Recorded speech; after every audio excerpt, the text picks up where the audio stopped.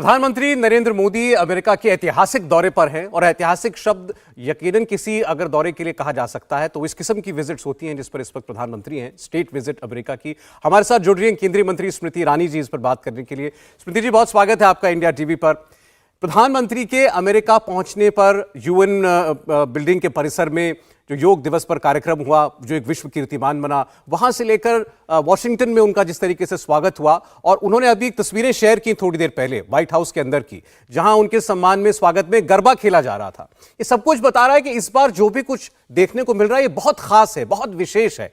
ये क्या बताता है आज भारत के मान के बारे में, भारत की भूमिका के बारे में? मात्र गरबा नहीं था गुजरात से। आप सबने अपने अपने टीवी चैनल्स के माध्यम से एक चंदन की लकड़ी का डब्बा राष्ट्रपति बाइडेन को मिल रहा है ऐसा गिफ्ट भी राष्ट्र को दिखाया। उस लकड़ी के डब्बे को तराशा था जयपुर के कारीगरों ने। उसमें गुड़ था महाराष्ट्र से, छोटी सी उसमें गणेश जी की मूर्ति थी, दिया था, लेकिन उसमें तिल था तमिलनाडु से, चावल था उत्तराखंड से, उसमें नमक था गुजरात का। तो हिंदुस्तान की विविधता और विविध जो पोटेंशियल है उसको कहीं ना कहीं राष्ट्रपति बाइडेन को एक छोटे से चंदन के बक्से में प्रधानमंत्री जी ने प्रस्तुत किया। साथ ही श्रीमती बाइडेन को एक लैब में डायमंड भी गिफ्ट किया हिंदुस्तान की ओर से, जो हिंदुस्तान की ज्वेलरी जो हमारी इंडस्ट्री है उसका जो उभरती क्षमता का प्रतीक है। तो प्रधानमंत्री मोदी की ये यात्रा मात्र गरबे तक या खाने तक सीमित ना रखें, वो नाइंसाफ़ी होगी। आज हिंदुस्तान और अमेरिका के बीच के रिश्ते कितने सुदृढ़ हैं उसका परिणाम इस बात से भी उसका कहीं ना कहीं आकलन लगाया जा सकता है। प्रधानमंत्री मोदी ने कहा कि स्पेस सेक्टर को हम लोग ओपन अप करेंगे। इसरो और नासा ने समन्वय से 200 से ज़्यादा सैटेलाइट्स यूएसए से लॉन्च किए। आज हिंदुस्तानी फार्मास्यूटिकल कंपनीज 14 ऐसे स्थल हैं यूनाइटेड स्टेट्स ऑफ अमेरिका में जहां पर मैन्युफैक्चरिंग कर रहे हैं। आज हिंदुस्तान से जो लोग अमेरिका में काम करते हैं, ऐसे इंडियन डायस्पोरा के 40 लाख से ज़्यादा लोग हैं जो अमेरिका में अर्थव्यवस्था की दृष्टि से तो योगदान दे ही रहे हैं, लेकिन सामाजिक और राजनीतिक विषयों पर भी अपनी एक अमिट छाप छोड़ रहे हैं। तो आज चाहे वो एआई का विषय हो, चाहे क्वांटम कंप्यूटिंग का विषय हो, चाहे बायोटेक्नोलॉजी हो, चाहे फार्मास्यूटिकल हो, चाहे सेमीकंडक्टर हो, हिंदुस्तान और अमेरिका के बीच के रिश्ते जो हैं बहुत ही अब गहरे हो चुके हैं और नई संभावनाएं हिंदुस्तान की अर्थव्यवस्था के लिए अब ये रिश्ते प्रस्तुत कर रहे हैं। श्रुति जी, प्रधानमंत्री अक्सर ये कहते हैं कि मैं जाता हूं जब विदेश में किसी नेता से बात करता हूं, जब भारत आज बात करता है, नज़रें झुकाकर नहीं, नज़रें उठाकर नहीं, आंख में आंख डाल के बात करता है। तो ये भी लग रहा है कि ये पार्टनरशिप ऑफ इक्वल्स है। आपने भी बताया कि क्यों विशेष है प्रधानमंत्री का ये दौरा। आज वो यूएस कांग्रेस को दूसरी बार संबोधित करने वाले हैं और इस फहरिस्त में कौन है? नेल्सन मंडेला इसमें है, विंस्टन चर्चिल इसमें है, अमेरिका का ऐतिहासिक एलाय इजराइल, वहां के प्रधानमंत्री हैं, उस लिस्ट में शुमार हो रहे हैं प्रधानमंत्री। ये निमंत्रण हिंदुस्तान के प्रधान सेवक को मिला है हिंदुस्तान की काबिलियत और प्रधान सेवक के नेतृत्व को देखते हुए। ये निमंत्रण इसलिए भी मिला है क्योंकि आज मात्र अमेरिका नहीं बल्कि विश्व की सभी विकसित जो अर्थव्यवस्थाएं हैं वो समझ चुकी हैं कि जैसे जैसे टेक्नोलॉजी का इजाफा हो रहा है, हिंदुस्तान में वो काबिलियत है कि हम इनोवेशन और टेक्नोलॉजी की दृष्टि से फ्रूगल डेवलपमेंट, मतलब कम पैसे में बढ़िया टेक्नोलॉजी का निर्माण कर सकते हैं। चाहे वो हमारा मार्स मिशन हो, चाहे वैक्सीन की उपलब्धता हो, हिंदुस्तान ने हर पड़ाव पर ये प्रूव कर दिया है कि हम क्वालिटी वर्क कर सकते हैं, क्वांटिटेटिव वर्क कर सकते हैं, और हमारा आज ऐसा वैरायटी ऑफ इकोनॉमिक अपॉर्चुनिटीज़ हम लोगों ने उपलब्ध कराया है कि कोई भी राष्ट्र की अर्थव्यवस्था हिंदुस्तान से अछूती नहीं हो सकती।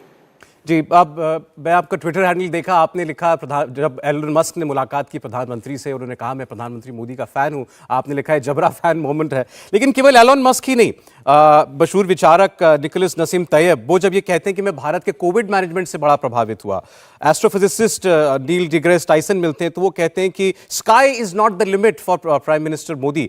तो ये सब कुछ एक दिशा में जाता हुआ बता रहा है, और आज भारत की प्रतिभा और भारत अपने लिए कौन से मुश्किल लक्ष्य चुनता है और पूरा करता है उसकी कामयाबी बता रहा है। मुझे लगता है इलॉन मस्क जैसे जो जिसे हम एस्ट्यूट कहते हैं, अनुभवी निवेशक कहते हैं, वो यूं ही किसी पे फिदा नहीं हो जाते। वो संभावनाओं को देखते हैं, टटोलते हैं। वो खुद कैसे और आर्थिक रूप से संबल उनका बढ़ सकता है उसको देखते हैं और फिर अपनी दोस्तियां भी करते हैं। तो प्रधानमंत्री मोदी में उन्हें निश्चित रूप से एक ऐसा नेतृत्व दिखा है जो इन्वेस्टर फ्रेंडली हो, जो फाइनेंशियल वर्ल्ड को समझता हो, लेकिन साथ ही जो ये समझता हो कि तकनीक के माध्यम से, प्रौद्योगिकी के माध्यम से, टेक्नोलॉजी के माध्यम से कैसे ज़्यादा से ज़्यादा सर्विसेज कम पैसे में अपने जनमानस को पहुंचाया जा सकता है। तो मस्क जैसे जो इनोवेटर्स हैं, जो कैपिटलिस्ट हैं, जो निवेशक हैं, वो निश्चित रूप से इस बात से भी प्रभावित हुए हैं कि 9 साल में प्रधानमंत्री मोदी ने 35,000 से ज़्यादा कंप्लायंसेस को रिवोक किया है ताकि इन्वेस्टर फ्रेंडली हमारी इंडस्ट्री बन सके। 1500 से ज़्यादा पुराने कानूनों को रिवोक किया है जो बेड़ा बन के शिकंजे में अपने रखते थे निवेश को। तो ये जो प्रधानमंत्री का दौरा है वो मात्र डायलॉग की दृष्टि से दौरा आप ना देखें, आप इसको भी देखें कि अभी अभी पिछली बार कर्नाटक के चुनाव से पहले ये मांग की गई थी कि बेंगलुरु में एक काउंसलेट खोला जाए, अहमदाबाद में एक खोला जाए। इस प्रकार की उपलब्धियां भी इस बात का संकेत है कि हमारे कई इकोनॉमिक सेंटर्स ऐसे हैं जहां पर आर्थिक उन्नति के नए नए आयाम प्रस्तुत किए जा रहे हैं, जिसमें यूनाइटेड स्टेट्स ऑफ अमेरिका निश्चित रूप से सहभागी बनना चाहता है। पहले लोग ये सोचते थे कि अर्थव्यवस्था की दृष्टि से मुंबई या दिल्ली ही वो केंद्र बिंदु हो गए हैं। बेंगलुरु में अब इस प्रकार का एक नया विषय उत्पन्न होना या अहमदाबाद में एक नया काउंसलेट के लिए व्यवस्था होना, ये अपने आप में जो रीजनल डिस्पैरिटी और एक जाने का संकेत है और अब रीजनल बैलेंस इन डेवलपमेंट आने का संकेत है। प्रीति जी, बहुत सारे लोग, बहुत सारे जो इस फील्ड के एक्सपर्ट्स हैं वो इस विजिट को चीन के चश्मे से देख रहे हैं कि अमेरिका भारत को चीन के सामने खड़ा करके भारत को वू करना चाहता है, एक तरीके से रिझाना चाहता है। और साथ साथ वो ये भी बता रहे हैं कि भारत सप्लाई चेन, वर्ल्ड की सप्लाई चेन में कैसे भागीदार बने, चीन पर लोगों विश्व की डिपेंडेंस वो कम हो, इस दिशा में वो काम करना चाहता है। लेकिन हम तो रूस से भी तेल खरीदते हैं, हम रूस से हथियार भी खरीदते हैं, ये सब कुछ इसके बावजूद ये स्टेट विजिट हो रही है। मुझे लगता है हिंदुस्तान को किससे बेहतर, किससे बुरा, किससे बड़ा, हम इस कश्मकश में अब प्रधानमंत्री मोदी के नेतृत्व में नहीं है। प्रधानमंत्री मोदी ने बार बार ये कहा कि हम अपनी काबिलियत को पहचानते हैं, विश्व को हमसे क्या दरकार है वो हम जानते हैं, तो हम सीधा लक्ष्य की ओर अपने आप को केंद्रित रखें। इस बात को समझें कि हम ना किसी से लड़ रहे हैं, ना किसी को लड़वा रहे हैं, हम बस इतना कह रहे हैं कि हमारी जितनी काबिलियत है उसका हम लोग न्याय संगत इस्तेमाल करें। इंक्लूसिव ग्रोथ मात्र अपने देश में नहीं बल्कि विश्व के इंक्लूसिव ग्रोथ का हम एक अहम हिस्सा बन जाए। तो ये किसी एक राष्ट्र को नीचा दिखाने के लिए, अपने को ऊंचा दिखाने के लिए, इस धारणा के साथ कभी प्रधानमंत्री मोदी ने काम नहीं किया है।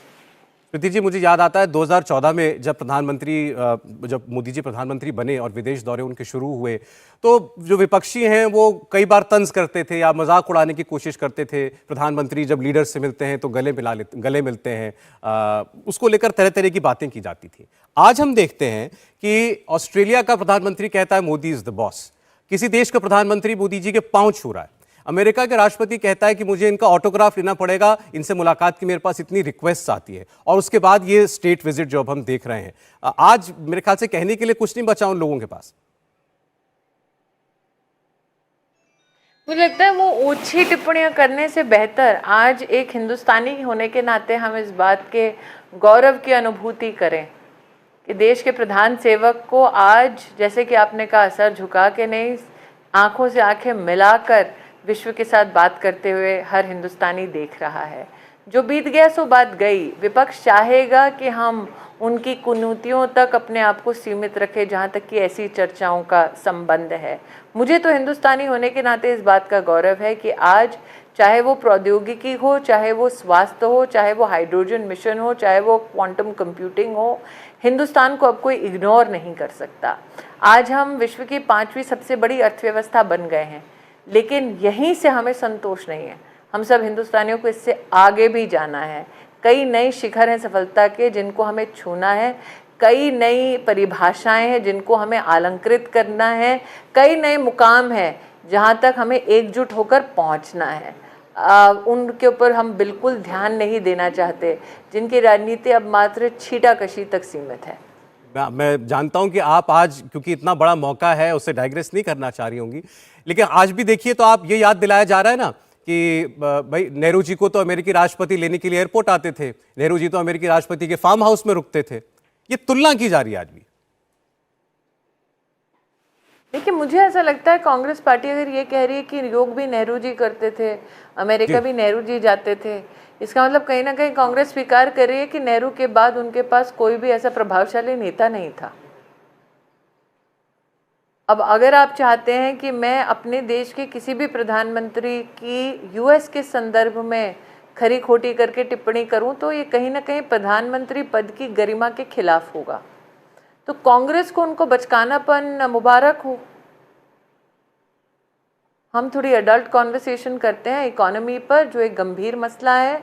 आज चाहे स्ट्रेटेजिक डायलॉग हो, आपने राष्ट्रपति बाइडेन के साथ प्रधानमंत्री के डिनर का उल्लेख किया है, उसमें नेशनल सिक्योरिटी एडवाइज़र भी संग हैं, इस ट्रिप में हमारे विदेश मंत्री भी संबद्ध हैं।